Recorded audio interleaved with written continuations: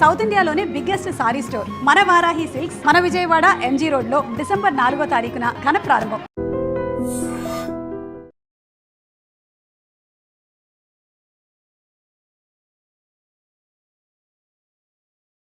మీ నాన్నగారిని సాక్ష్యం చెప్పకుండా చేశాను. ఆ రోజు నుంచి ఆయనకు కంటి నిండా కునుకు లేదు. నువ్వు మాత్రం ఏం చేస్తావమ్మా? చెల్లి పెళ్లి జరుగుతుందని ఆశపడ్డావు, నమ్మి మోసపోయావు. నా కూతురు పెళ్లి కోసమే అయితే కోర్టులో నేను అలా సాక్ష్యం చెప్పి ఉండేవాడినే కాదు. మాస్టర్ చనిపోతూ సాయిరామన్ నాకు అప్పచెప్పారు. అతని పెళ్లి బాధ్యత కూడా నాదేనన్నారు. ఆ బాధ్యతతోనే నా నిజాయితీని పూడ్చిపెట్టారు. అబద్ధం ఆడకపోయినా నిజం చెప్పలేకపోయారు.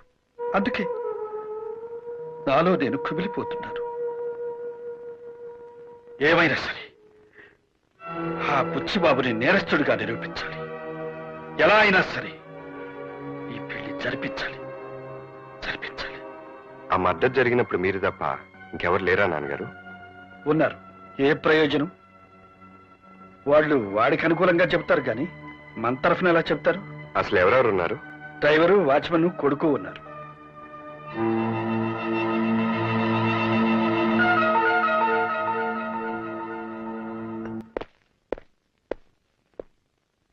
విన్సెంట్ ఒక్కడిని లేపేయమంటారా, వాడి భార్య బిడ్డలు కూడా లేపేయమంటారా? నానో, విన్సెంట్ ఒక్కడిని మర్డర్ చేయండి. వాడే నేను మర్డర్ చేయడం చూసిన సాక్షి. All right? All right. ఏమండి, తొందరగా తలపేసేయండి.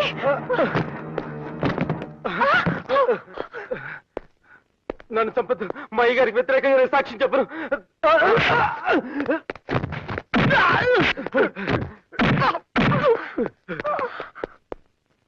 నీకేం భయం లేదు విన్సెంట్? ఆ బుచ్చిబాబు గారు నన్ను బతకనివ్వరు. తెలుసు, అందుకే నేను కాపాడడానికి వచ్చాను. ఇంతకీ మీరు? జడ్జి రామ్మోహన్ రావు గారు అబ్బాయిని. విన్సెంట్, మాస్టర్ని చంపేసి యాక్సిడెంట్ అని పోస్ట్మార్టం రిపోర్ట్ క్రియేట్ చేశారు. ఆయన ఎలా చనిపోయారో నీకు తెలుసు. నువ్వు కనుక సాక్ష్యం చెప్తే. బాబు, సాక్ష్యం చెప్తే బుచ్చిబాబు గారు నన్ను చంపేస్తారు బాబు. సాక్ష్యం చెప్తావన్న డౌట్తోనే బుచ్చిబాబు నేను చంపాలని చూశాడు. నువ్వు గనక సాక్ష్యం చెప్తే నేను నీకు ఏ హాని జరగకుండా చూసుకుంటాను. బాబు, మీరు చెప్పినట్టు నేను చేస్తే నా భార్య బిడ్డలు అనాథలైపోతారు బాబు.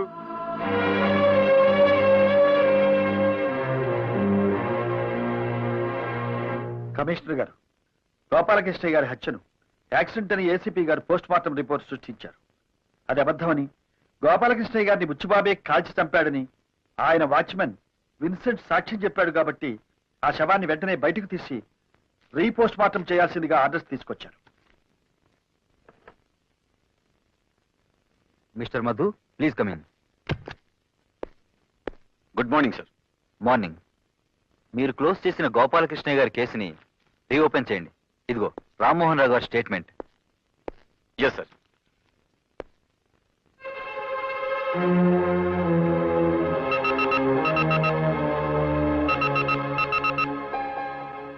ఎస్, గోపాలకృష్ణ గారి బాడీని రీపోస్ట్ మార్టం చేయించమని కోర్టు నుంచి ఆర్డర్స్తో వచ్చారు మా నాన్నగారు.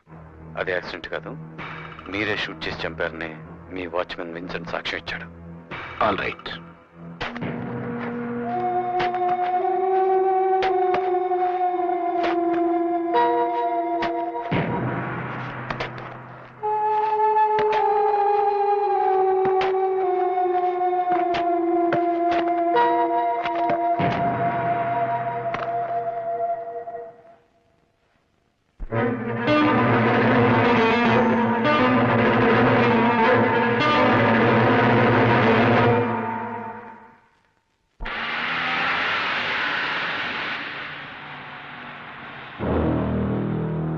హలో, తండ్రి కొడుకులిద్దరు బాగా దెబ్బతిన్నట్టున్నారు.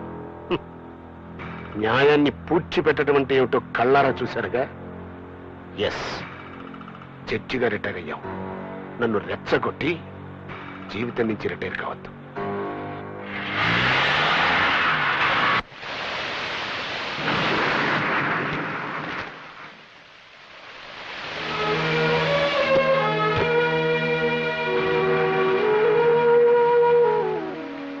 ఏమిటి బాబు వర్షం వచ్చావు? నిన్ను నానమ్మని చూడాలనిపించింది. ట్యూషన్ నుంచి ఇటే వచ్చేసాను. అమ్మ ఇక్కడికి వస్తానంటే కొడుతుంది తాతయ్య.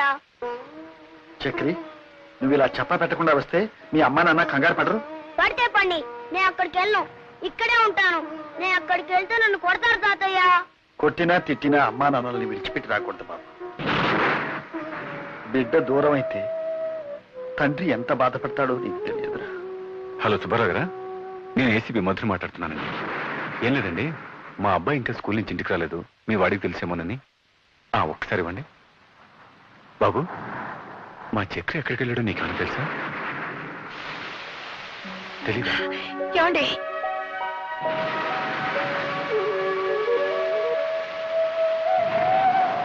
మా బిడ్డను మాకు కాకుండా చేద్దామనా?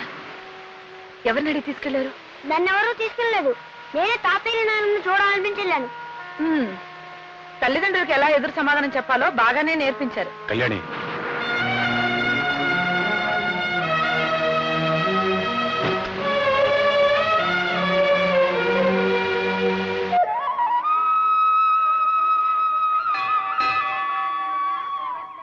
రవి, అమ్మా అది గుడి దర్శనం. రాత్రి కాళికాదేవి కల్లోకి వచ్చి దర్శనం చేసుకో అని ఒకటే. ఓహో, కాళికాదేవి వెంకటేశ్వర స్వామి గుడికొచ్చి దర్శనం ఇస్తానందా? అదే కాళికాదేవిని విన్నావా? కాదు, అలువేలు మంగాదేవి కల్లోకి వచ్చింది.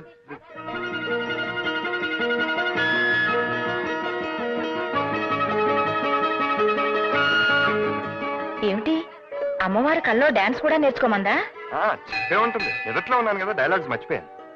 ఏమీ రాణి, స్వామివారి దర్శనానికి వచ్చావా?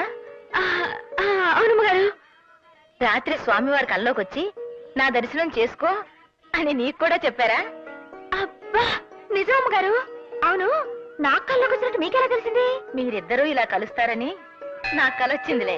అబ్బే, అది కదమ్మా, నేను పొర్లు దండాలు పెడతానని మొక్కుకున్నాను, అందుకొచ్చాను. అంతేనమ్మ గారు?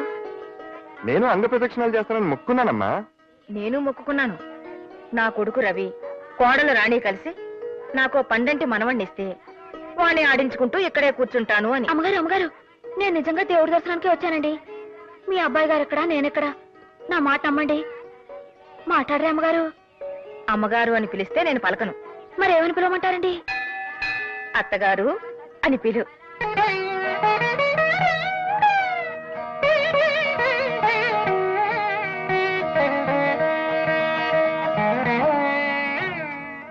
మాట్లాడితే కేసును తిరగదోడుతున్నాడు రామ్మోహన్ రావు.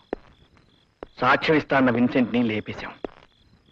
ఇక మిగిలింది బెనర్జీ ఒక్కడే. ఎస్,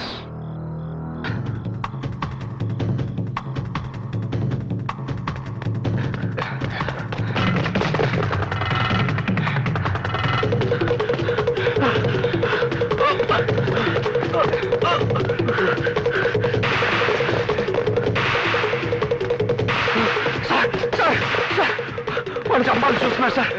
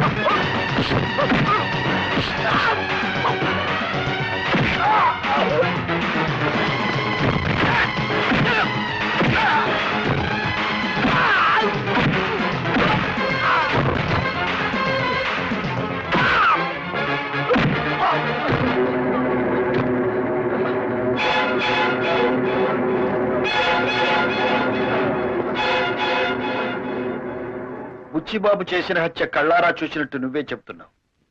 నీకేం భయం లేదు. అదే సాక్ష్యం కోర్టులో చెప్పు.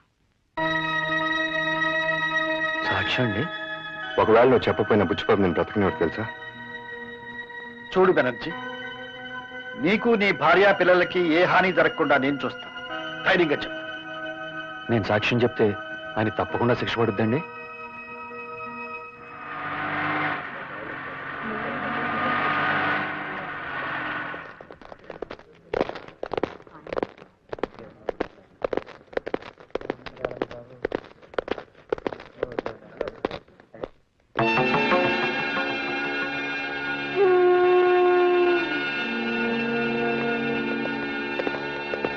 సతుని తరఫున రామ్మోహన్ రావు గారు కోర్టుకు పెట్టుకున్న అర్జీని మంజూరు చేస్తూ ప్రాసిక్యూషన్ తరఫున ఆయన వాదించడానికి యాజ్ ఏ స్పెషల్ కేసుగా కోర్టు పర్మిషన్ ఇస్తూ ఇతర సాక్షుల్ని ప్రవేశపెట్టడానికి అనుమతిస్తోంది.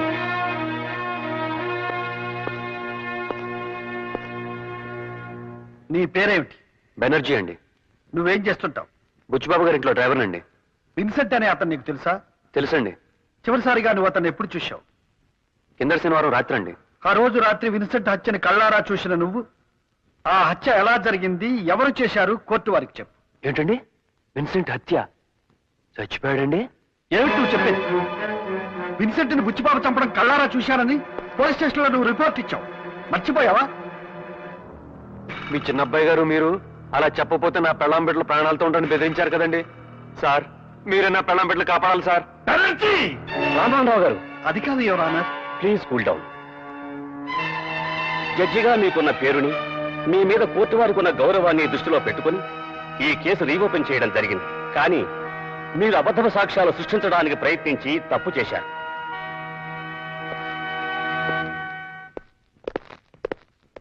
ఏమండే చెల్లిస్తుంటే ఆగరంటే?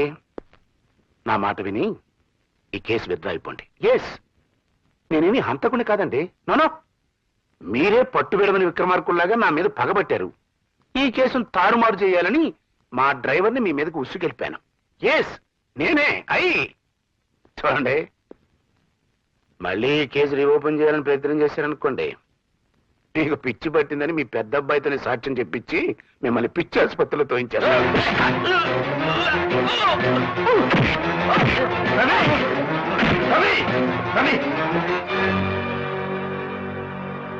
రవి, మనుషులు మృగాలతో గొడవ పడకూడదు. మృగాలను శిక్షించే పద్ధతి వేరే ఉంది. ఎస్,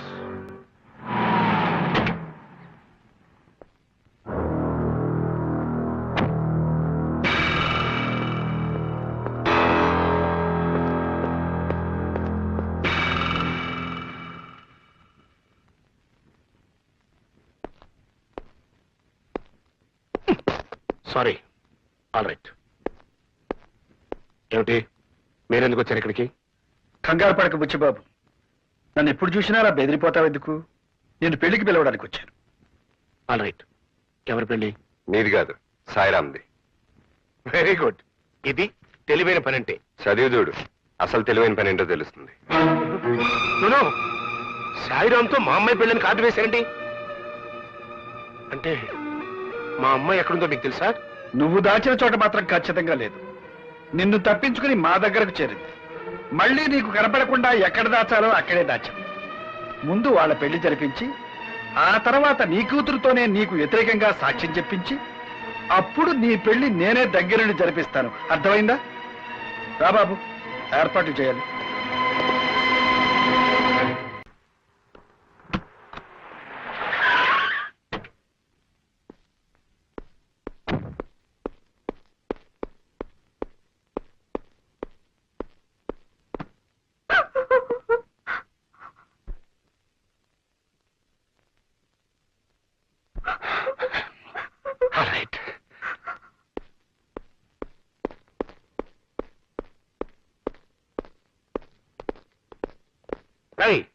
ఆ జడ్జి గారు ఏదో ప్లాన్ లో ఉన్నారా? స్వాతితో ఆ సాయిరాం పెళ్లిని శుభలేఖలు అచ్చేసి పంచుతున్నాడు. అమ్మాయి జాగ్రత్త. ఎదుగో బెనర్జీ, వాడు బతుకుంటే మనకి తలనొప్పి తప్పెట్టుగా లేదు. వాడిని తప్ప ఇంకొని పెళ్లి చేసుకుని ఉంటుంది ఆ కూతురు. ఎస్, హాస్పిటల్కి వెళ్ళి వాడిని చంపేసి. All right. Please daddy, Sairam చంపొద్దు డాడీ, ప్లీజ్ డాడీ. సాయిరామ్ అమ్మాయిని తీసుకెళ్ళి. ప్లీజ్ డాడీ, సాయిరామ్ చంపొద్దు డాడీ, సాయిరామ్ చంపొద్దు.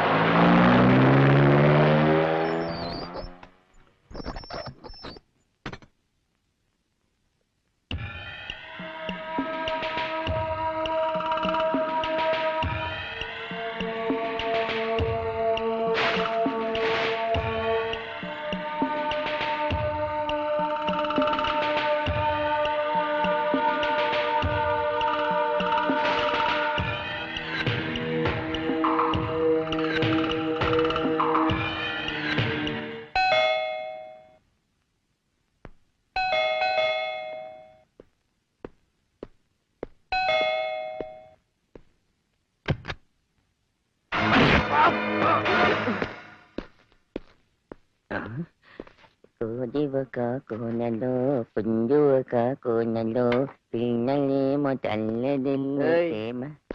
ఏం లేదు కోనలో. ఏంటమ్మా గడ్డంలో పేలు అవి పెంచుకోకూడదురా, ఎప్పటికప్పుడు చంపేయలేదాగా.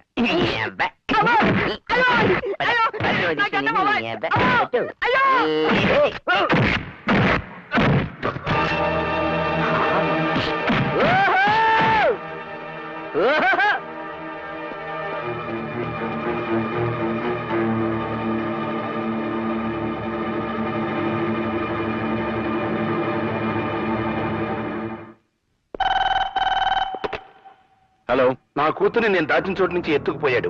ఎస్, రేపు కోర్టులో నాకు వ్యతిరేకంగా సాక్ష్యం చెప్పిస్తాడట మీ నాన్న. అదే గనక జరిగితే కేసు నాతో ప్రారంభమై నీతో ముగుస్తుంది. ఎస్, పోస్ట్ మార్టం రిపోర్టు నువ్వు తారుమారు చేసిన దగ్గర నుంచి వెనక్కి రివైండ్ అయ్యి ఎస్ఐగా నువ్వు నా దగ్గర 10,000 లంచం తీసుకున్న దాంతో ఆగుతుంది. ఈ ఆపద నుంచి నేను నువ్వే కాపాడుకోవాలయ్యా. All right? No problem sir. మీ అమ్మాయిని మీకు అప్పగించే బాధ్యత నాది.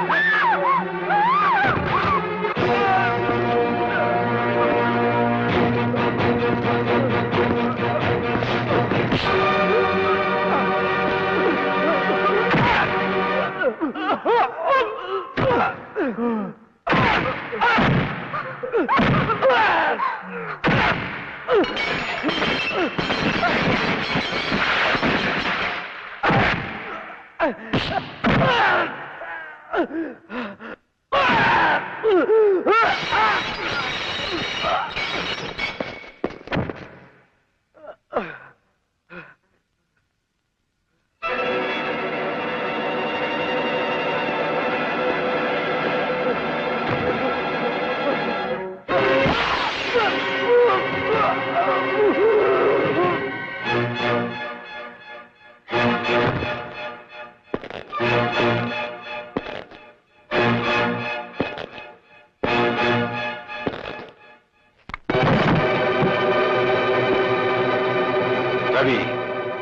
మర్యాదగా వాళ్ళిద్దరిని నాకు అప్పగించు. అప్పగించను. నీకే చెప్పేది. నాకేం చెప్పక్కర్లా, కోర్టులో చూసుకుందాం. ఏంట్రా కోర్టులో చూసుకునేది? ఆ?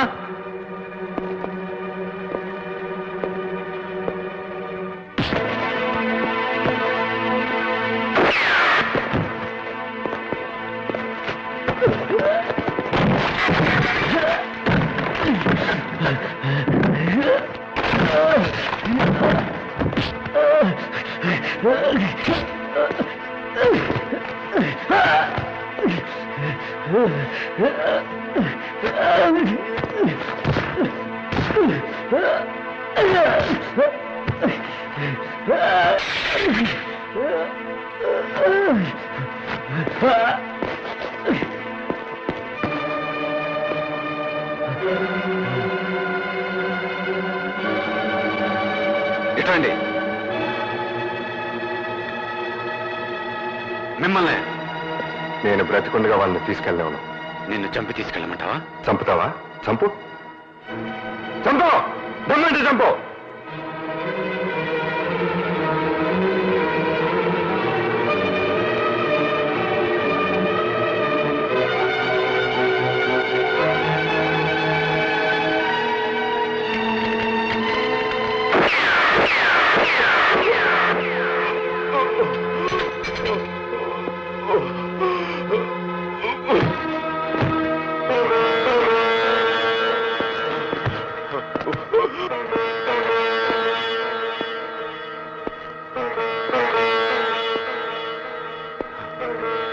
థ్యాంక్ యూ నాన్న, థ్యాంక్ యూ వెరీ మచ్. నాన్న, బుచ్చిబాబు అన్న చిక్కున్నాను. ఈ జన్మలో వెనక్కి రాలేదనుకున్నాను. నాకు విముక్తి కలిగించారు. థ్యాంక్స్ నాన్న. నాన్న, వచ్చే జన్మలో మంచి కొడుకుగా మళ్ళీ మీ కడుపులో పుట్టి మీ రుణం తీర్చుకుంటాను అన్న, మీ రుణం తీర్చుకుంటాను.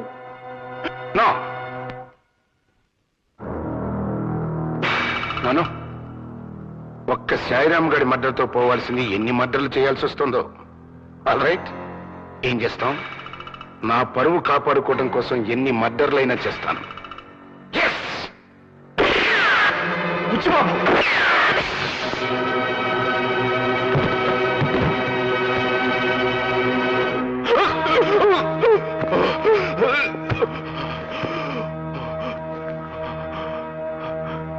నాన్నగారు, ఎన్నో తప్పులు చేసేది నాకు చివరి క్షణంలో ఈ మంచి పని చేశారన్న తృప్తి మిగిలింది. నాకది మధు, మధు,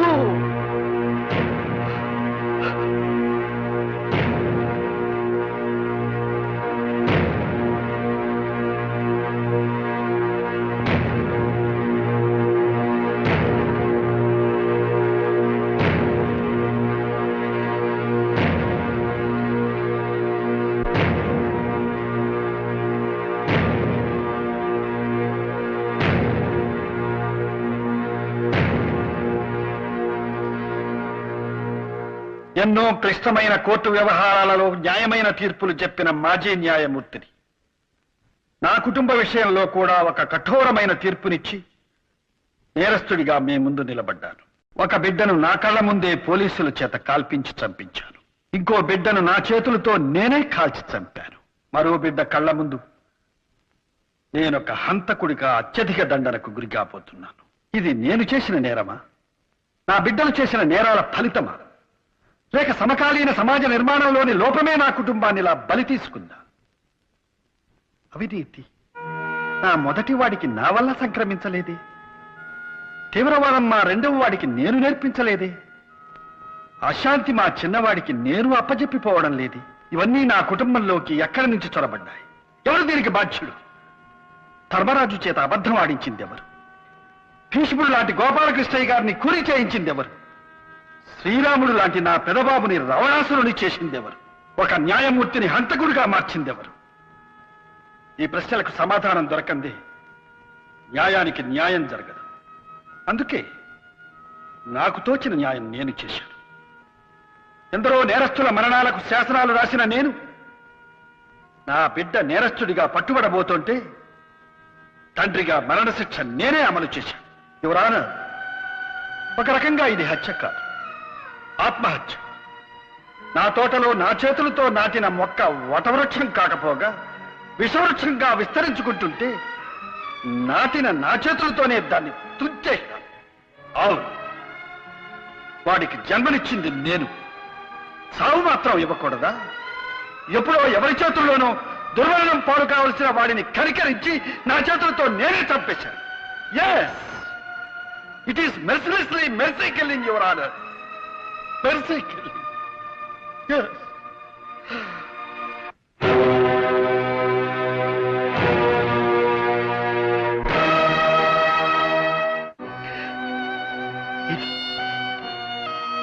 ఏ పుస్తకాలలోనూ ఉండకూడని తీర్పు, ఏ తండ్రి ఇవ్వకూడని తీర్పు, ఈ తండ్రికి పుత్రశోకాన్ని మాత్రమే మిగిల్చిన తీర్పు.